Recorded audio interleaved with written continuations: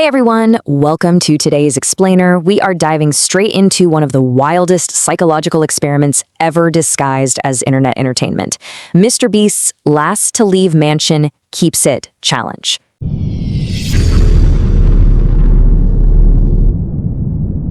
We're going to break down exactly how 119 days of pure, unpredictable chaos was engineered into an absolute masterclass in viral psychology.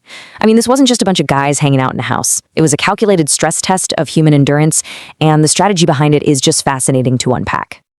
Okay, let's dive right into this. Here's our playbook for today. We'll be hitting 5 key pillars: the critic's trap, total chaos, 31 days handcuffed, the emotional anchor, and finally, 119 days to win. Starting off with part 1, the critic's trap, engineering the perfect irony.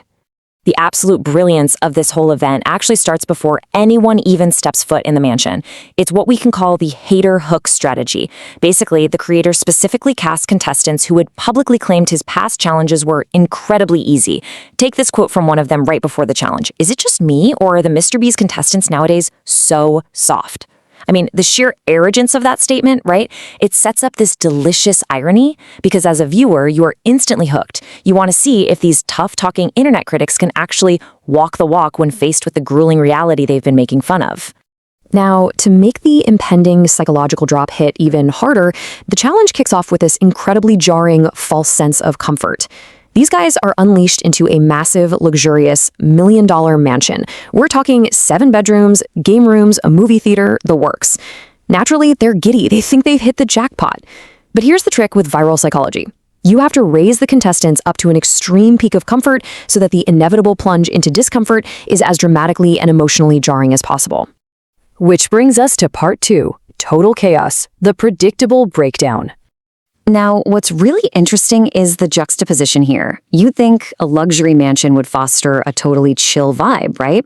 Well, the speed of the contrast between their cocky expectations and the messy, literal reality is just insane. By exactly the second morning, doors are being kicked in over stolen TV remotes. We're talking barbecue sauce smeared all over the staircases and entire bottles of ranch dressing just dumped right onto the carpet. They are aggressively destroying the exact prize they are trying to win. It just goes to show that physical luxury means absolutely nothing when you throw in social paranoia and confine people together. And man, the comedic irony of that critic's trap pays off beautifully here. Remember those self-proclaimed tough guys who were calling previous contestants soft? Yeah. By day 5, the psychological weight of just being away from home starts completely breaking them. One guy willingly walks away from a $1 million mansion because he missed his pet cat Cuddles. You can't make this up. Another guy literally trades his shot at the competition for a 30-piece chicken nugget meal. So much for being tough critics, right? They folded almost instantly under minor emotional pressure and junk food bribery. All right, moving into part 3. 31 days handcuffed.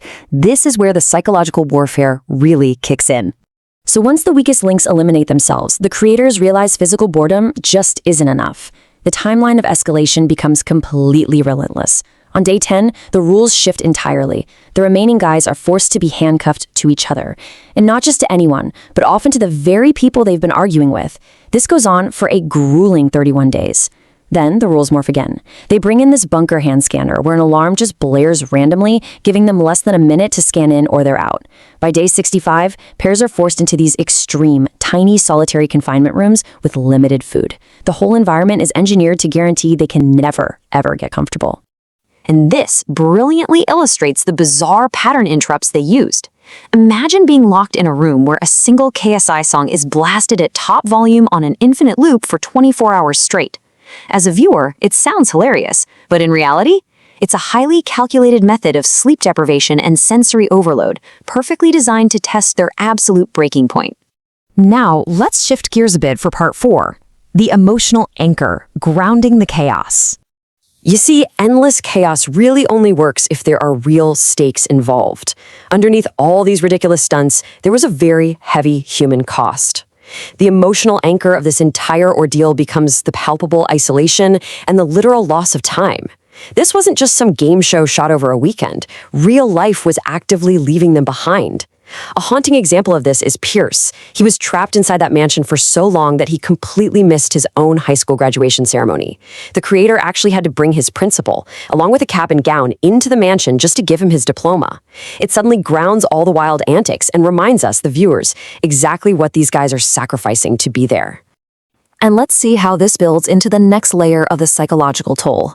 The boredom of solitary confinement becomes so incredibly crippling that contestants literally start inventing their own tortures just to feel some sense of control over their environment. This leads us right to Ryan, who takes on this desperate, self-inflicted strategy to battle his isolation.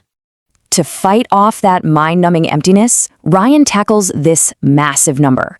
He decides to manually count, out loud, to 100,000. Literally 1, 2, 3, all the way up to 100 grand. It takes him well over 40 hours, with almost zero sleep. He physically exhausts his vocal cords, he's talking about how his mouth hurts, and he even starts hallucinating numbers in his vision. It's wild. It perfectly showcases the sheer madness that extreme isolation induces, and it totally keeps the audience mesmerized by his mental endurance. And that brings us to the final stretch, Part 5, 11-19 Days to Win, the ultimate endurance test. We finally reach the end game, where all this mental warfare transforms into a brutal physical test. The final phase introduces terrifyingly simple rules. You have to keep your hand on the mansion wall, floor, or counter at all times.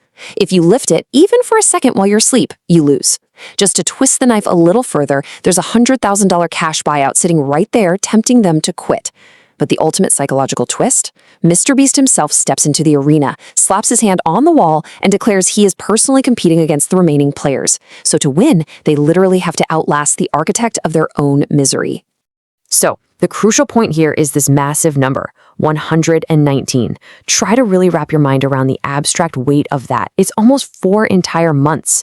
That is the exact amount of days it took for a contestant named Uthi to outlast every single trap, every hater, every psychological test, and finally secure his victory to win that mansion.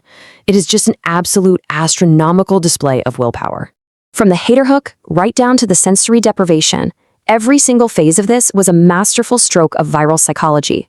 It was engineered to push humans to their absolute breaking points, and it kept all of us completely unable to look away. Which leaves us with one final, undeniable question to reflect on. Knowing the extreme emotional and physical toll we just walked through, would you trade 119 days of your life for $1 million mansion, or would you have been the one to crack over a stolen TV remote on day 2?